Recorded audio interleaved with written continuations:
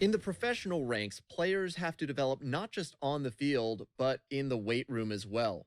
Minor league manager Rachel Balkovec joins me. Rachel, how important is it for players to make that progress in their off the field training and conditioning? It is absolutely crucial. And I think that more and more, when I first got in the game in 2012, it was relatively new.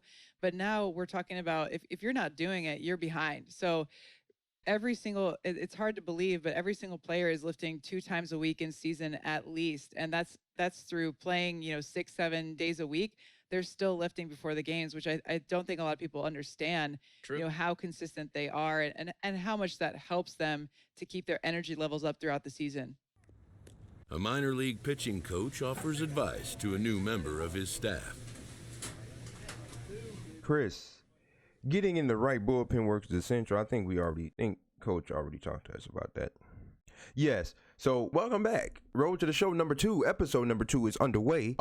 In this episode, we will definitely be explaining of how I utilize the post pitching mechanic. Most people probably don't use that. That's probably a little bit of a minority when it comes to pitching mechanic. I tried that little the one that has the Jesus Christ, what the meter one. That's alright, but I feel like that's a little bit we're gonna work on the curveball velocity.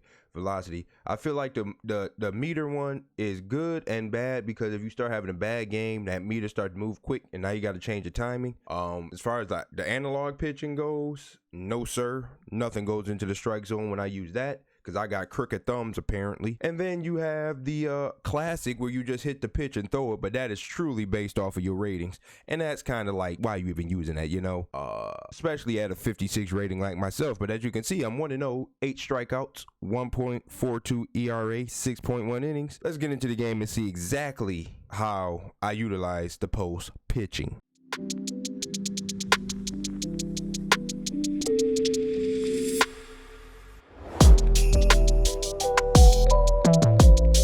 All right, when I go to post pitching, right, I count the number of pulses, and then I pick a number in my head in which pulse I'm gonna go. So you see I was pulsing right now, right? So I'll count it 1, 2, 3, 4, 5. Now I know every time I get to 5, hit my button again and throw it, and I give up a hit. Literally, because I'm going doing a tutorial. That's why they about to show out and make this look bad. But same thing with this one. Same count. 1, 2, 3, 4, 5. On 5, you click the button. Boom. Now you don't have to use 5. I use 5 because it's good. You can use 3. 1, 2, 3. You can use 3 if you want to. You can even use 1, but 1 kind of 1. You know what I'm saying? But see, like, that's just me.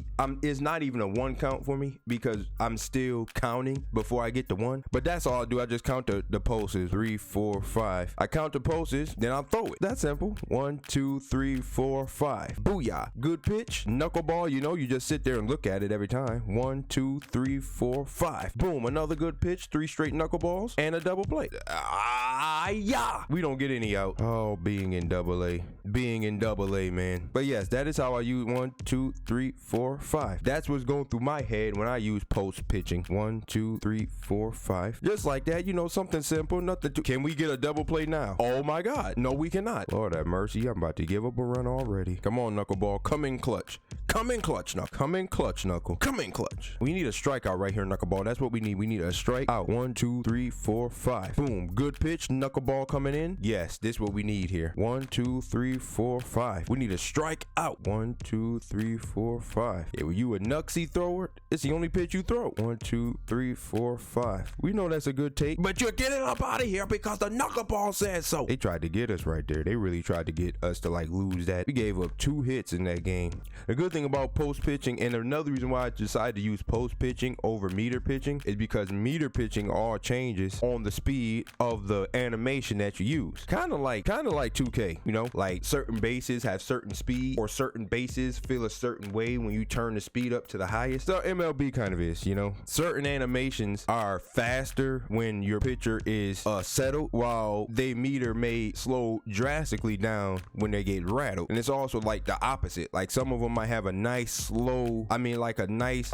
fast meter for you while settled, and then a very slow meter while rattled. And of course, for me, it's hard to post pitch and talk at the same time, because I have to get that count in my head in order to utilize or throw a good pitch while post pitching.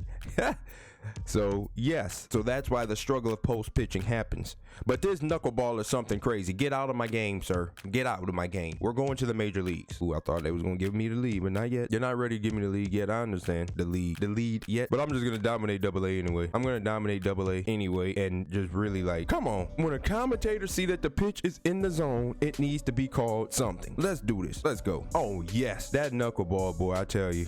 If you gonna make a picture whenever you out there, if you just decided not to make a picture yet, you still batting out there, make a knuckleball thrower. Make a knucksy. I'm telling you, make a knucksy. Your life will be easy at pitching. Oh God, not the 12-6. This is a pitch that everybody hits a home run off of. I just like the pitch because it goes up and down and it strikes me out. Every pitch that I have that I pick, my friends in 8th grade when they were like baseball stars, you know, I'm pretty sure most people in America have been baseball stars at some point in their life.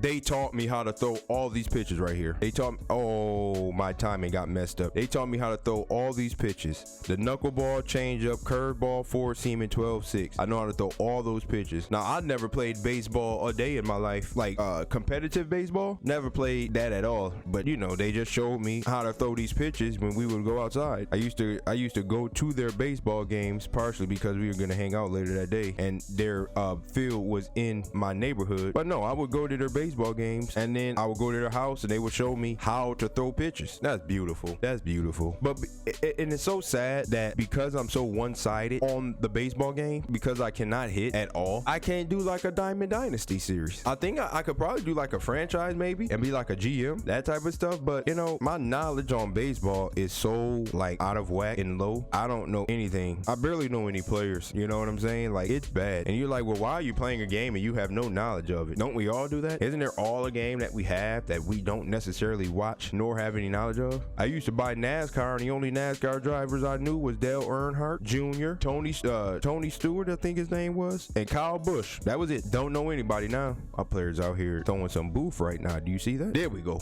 Great changeup. Changeup got us back on track. Now you get the knuckle. Man, that knuckleball, that setup is just nuts. Come on, y'all. We need some points. We need. Oh, see, I didn't do my timing. See that there? Now I believe your timing might change a little bit. 1, 2, 3, 4, 5. Yeah, I think your timing changes as you start to get tired. Like the pulsing starts to pulse at a different pace. But once you catch the rhythm of it, same thing. Just count it out. Count it out. Pick a number in your head that you're gonna count it to and throw it. 1, 2, 3, 4, 5. Booyah. Good. Now that good wasn't as good as the first good, but it was still good nonetheless. Beautiful. That knuckleball is going to get people so mad at me, and I don't care. But this 12-6 gets me mad. Yes, that went exactly where it needed to go. Yes. Oh, I hit the wrong button. Step off.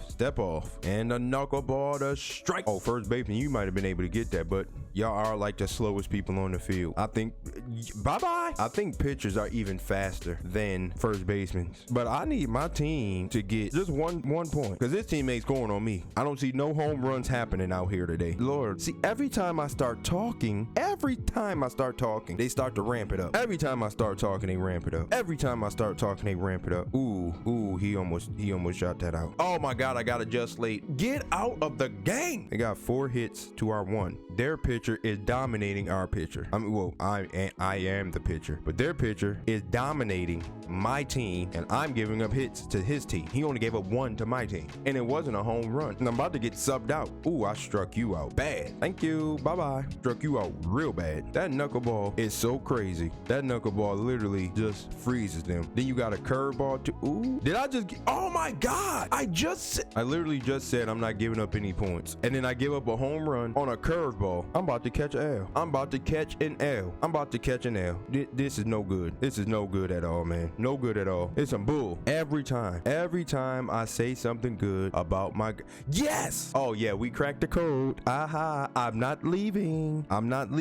Good job, team, cracking the code on these fools. Good job. Now I get to stay in the game and get a win. Yes, like the commentator said, go out there and have a shut down inning. That's what we're looking to do. Shut down inning. Oh, see, I timed my post off for shut down inning syllables, and that curveball sucks. We don't need to throw that. We don't need to throw that pitch. We don't. We just need to throw the knuckleball the whole time. But I'm gonna put my faith in you, catcher, because oh my God, what is going on? Take me out the game. Thank you. My pitcher was getting rattled, and I got the win. Let's go. That is how you win the game. Get up out of there when you're making rough on a reliever. You get up out. You lead the game. Yo, coach, take me out. That's what you do there. Face of the franchise. Faces of the franchise program. Yes. Look at my attributes going up. They are in the 30s. Jesus Christ. In his career, and it seems like a lot of folks around the game are taking notice. Jim Callis of MLB Pipeline joins me. Jim, what do you make of his work on the mound so far?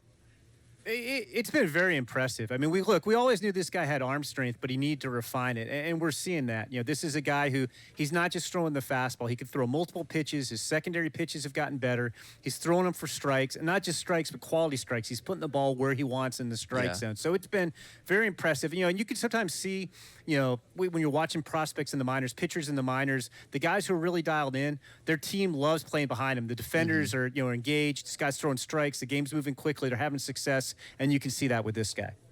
And to your point about him not relying on the fastball, it seems like AA, as we know, it's where a lot of the elite breaking balls emerge, guys with great sliders, curveballs, even the changeup. You know, this is where you really start to see those come into play. I think that's really been to his benefit. Yeah, AA is really a proving ground, to be honest with you. I mean, it's not just quality of stuff. I mean, obviously, you have to have quality stuff as a pitcher to get to AA. But if you can't locate it, you're going to get exposed. You know, you've got to be able not just to be able to throw a curve, but, you know, if it sometimes breaks so much the guys aren't going to swing at it, you got to be able to drop it in the strike zone. And you can throw guys off with a changeup. But again, if they know it's not going to finish in the strike zone, they're not going to swing at it. And this guy really has it going.